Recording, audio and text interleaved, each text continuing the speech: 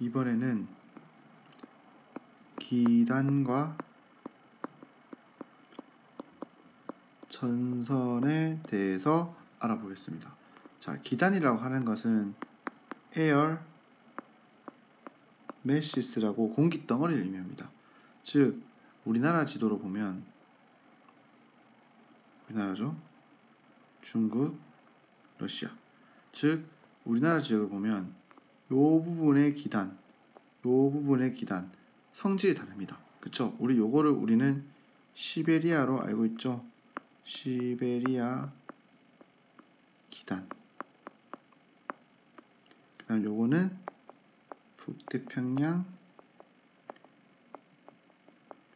기단으로 알고 있습니다. 그쵸? 근데 여러분들도 알고 있겠지만 벌써 요 지역은 바닷가죠.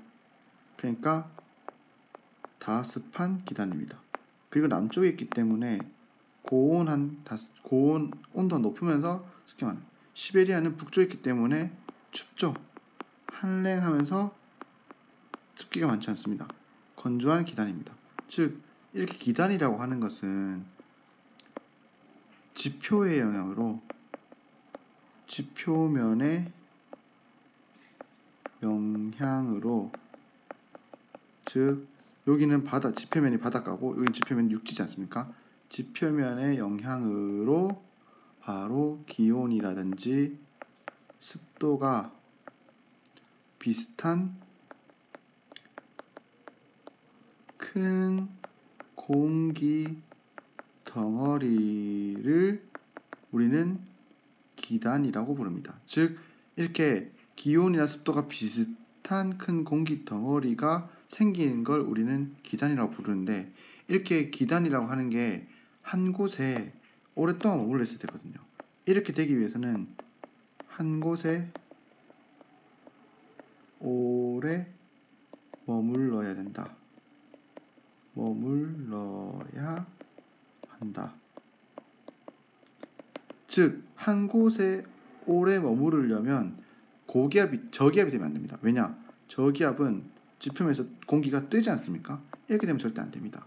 즉, 하강 기류가 생기는 이런 고기압이 형태에서만 기단이라는 게 형성될 수 있습니다. 그래서 여러분들 알고 있는 이 고기압들은 전부 다 고기압들입니다. 고기압. 그래서 우리나라에 영향을 미치는 기단에는 이렇게 4가지가 있습니다. 여기 하나, 둘, 셋, 넷, 그리고 요 밑에 하나, 5. 요거는 오호츠크해 기단.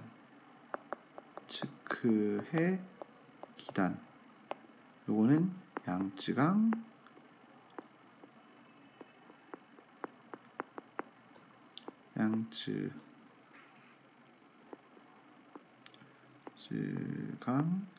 기단이고, 요거는 적도 기단입니다. 즉, 여러분도 알겠지만 남쪽에 있는 것들은 따뜻한, 여기 위에 있는 거는 추운 기단이고, 서쪽에 있는 것들은 전부 다 건조한 기단, 동쪽에는 다 바닷가이기 때문에 습기가 많은 다습한 기단이 됩니다. 한랭건조, 온난건조, 한랭다습, 고온다습. 적도기단은 여름철 태풍이가 있으니까 이거와 똑같습니다. 이런 식으로 기단이 형성되게 됩니다. 우리나라 주변에.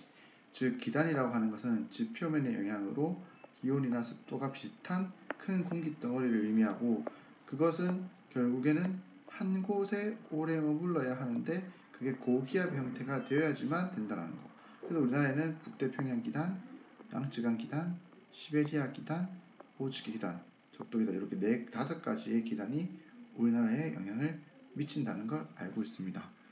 이제 전선에 대해서 알아볼 건데요. 전선이라고 하는 건 따뜻한 공기와 차가운 공기가 만났을 때 생기는 겁니다. 즉, 우리나라 같은 경우는 여름철에는 얘가, 겨울철에는 얘가 영향을 많이 주고받기 때문에 관계인데, 봄과 가을에는 요거와 오호츠크 기단과 양쯔강 기단이 발달하게 됩니다. 그래서 이것들 사이에서는 어떤 저기압의 형태가 이동성 저기압 형태가 나타나야 되는데, 그거의 가장 기초적인 게 바로 온대 저기압입니다. 온대 저기압. 온대 저기압, 즉 온대 지방에서 생기는 저기압을 말하는 걸로, 저기압이 중심에 있으면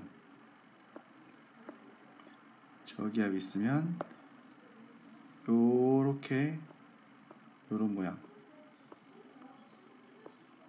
그 다음에 여기는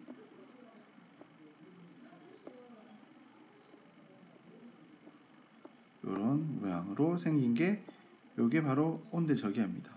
자, 일단 온대 저기압의 가장 큰 특징은 온대 지방에 생긴 거라 했지 않습니까? 온대 지방에 생긴 거기 때문에 요 위쪽에는 항상 차가운 공기가 있는 거고, 요 아래쪽에는 따뜻한 공기가 있다는 특징이 있습니다. 그리고 우리 요 전선은 차가운 공기, 따뜻한 공기가 만나는데, 얘를 이렇게 수직으로 딱 잘라서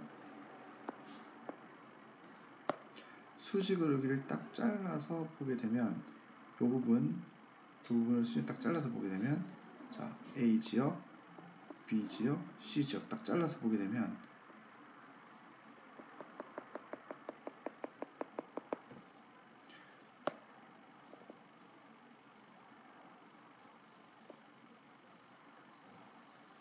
이렇게 됩니다.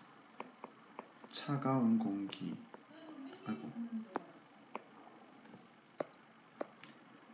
그림을 보겠지만 여기가 C 지역, B 지역, A 지역이 되고, 여기가 차가운 공기가 있는 곳, 여기도 차가운 공기가 있는 곳, 여기는 따뜻한 공기가 있는 곳입니다.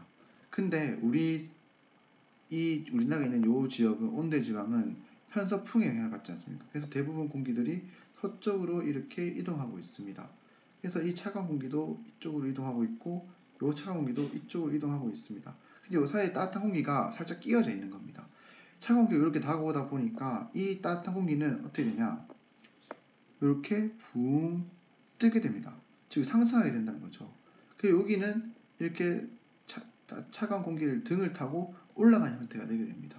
즉 이렇게 차가운 공기가 따뜻한 공기가 만나는 요 지점이 바로 전선이 되고, 그리고 또한 여기서도 요 만나는 요 지점이 바로 전선이 됩니다. 전선이 되는데, 차가운 공기와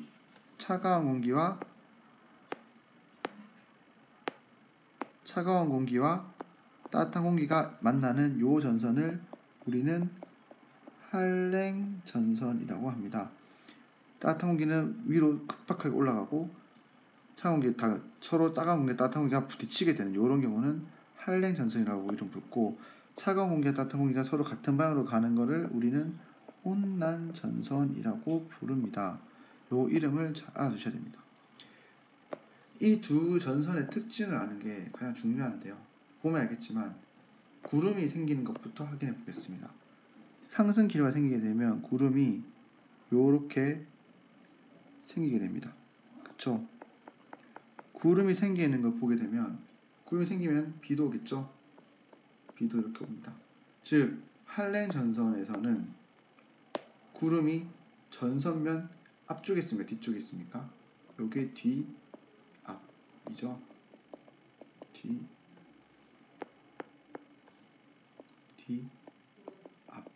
그렇습니다. 할렌 전선에서는 비구름이 전선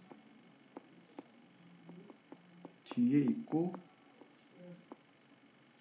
또한 비 오는 영역이 좁은 영역에서 비가 오게 됩니다. 그쵸? 이해입니까? 자, 그래서 위에도 표시해 보면 전선면 뒤쪽으로 비가 오기 때문에 전선면 뒤쪽으로 이렇게 좁은 영역에서 비가 오게 된다는 뜻입니다. 하지만 온대 저기압 같은 경우는, 온난 전선 같은 경우는 구름이 어떻게 되겠습니까? 앞쪽에 온난 전선의 경우는 구름이 요렇게 형성되고 비가 요렇게 오게 될 겁니다. 즉 이 온난 전선 앞쪽으로는 넓은 범위에서 전선면 앞에서 비가 온다는 특징이 있습니다. 자, 이걸 다시 정리해 보면 파란 색깔은 한렌 전선에 듭니다. 자, 한렌 전선 같은 경우는 비가 전선면 뒤 에서 좁은 영역에 걸쳐서 비가 오는 반면 온난 전선은 어떻습니까? 전선면 앞 넓은 지역에서 비가 온다는 특징이 있습니다. 또한 이 비의 형태는 요거 구름 형태가 저군형, 요거는 층운형이지 않습니까? 구름 형태가. 그렇기 때문에 여기는 짧은 시간에 좀 확 내리는 소나기성 비가 오게 되고, 온난 전선 앞에서는 이슬비처럼의 이슬비 형태의 비가 오게 된다는 겁니다. 이해됩니까? 즉 B 지역에서는 비가 오지 않지만 A와 C 지역에서는 비가 지금 오고 있을 수 있다는 거죠. 자, 요 특징 요까지는 무슨 말인지 이해가 됐나요? 자, 그러면 계속 가겠습니다. 자, 그 다음 또 어떤 특징이 있냐? 온도는 어떻게 될까요? 온도. 전선이 지나고 나면 원래는 C 지역 같은 거 보죠. 한랭 전선이 지나고 나면 따뜻한 공기에 있던 게 차가운 공기를 접혀지게 되죠. 그래서 이거는 온도가 전선이 지나고 나서는 떨어지게 되고, 온난 전선이 지나게 되면 차가운 공기에서 따뜻한 공기가 넘어가야 되죠. 온난 전선이 지나게 되면 온도가 올라간다는 특징이 있습니다. 또한 이 전선면의 기울기를 보세요.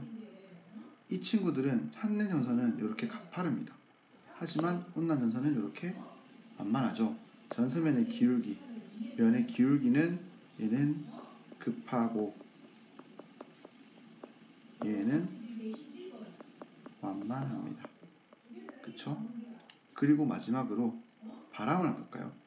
저기압에서 바람은 이렇게 불어 들어오죠. 저기압에서 바람은 이렇게 불어 들어옵니다. 즉, 이 저기압의 중심을 향해서 바람은 요렇게 불어 들어오게 됩니다. 그럼 바람의 방향 보십시오. 요거는 어떤 방향입니까? 그렇죠. 북서풍이죠. 바람이 북서풍입니다. 요거는 남서풍, 여기는 남동풍입니다. 즉 한랭 전선을 지나게 되면 남서풍이 불다가 북서풍으로 바뀌게 되는 거고, 온난 전선을 지나게 되면 원래는 남동풍이 불었다가 남서풍이 불게 되는 겁니다. 이 차이에 대해서 좀 여러분들 이해하시겠어요? 자, 온대 저기압으로 가는 건 이런 특징을 갖고 있는 겁니다. 이 그림을 잘 이해해야 합니다.